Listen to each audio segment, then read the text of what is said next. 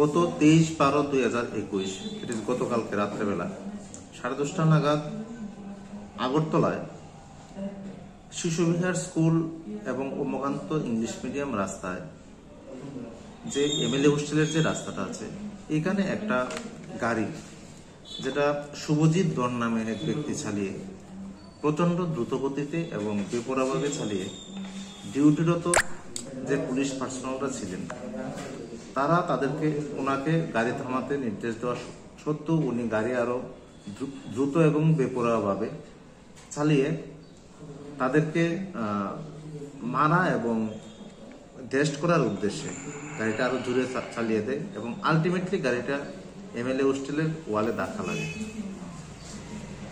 এই ঘটনার পরিপ্রেক্ষিতে পুলিশ একটা সুমোটো মামলা নেয় এবং একুশকে অ্যারেস্ট করে আজকে আদালতে প্রডিউস করা হয়।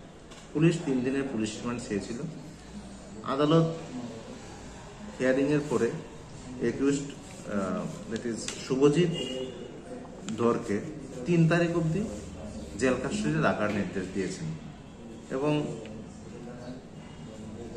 অর্ডার দিয়েছেন আদালত যে এট দিস স্টেজে পুলিশ রিমান্ডটা উনি অ্যালাউ করেন না এবং রিজেক্ট করেছেন।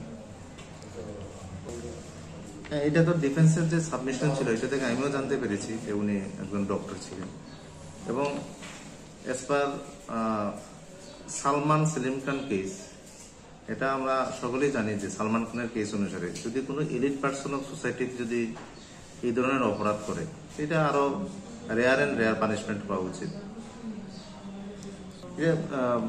আন নাম্বার গাড়ি ছিল, এটাতে কোনো নম্বর ছিল না, চেসিস নাম্বার এবং ইঞ্জিন নাম্বার ছিল। আমি as per submission of defence থেকে জানতে পারছি যে উনি টিএমসিতে কর্মরত আছেন।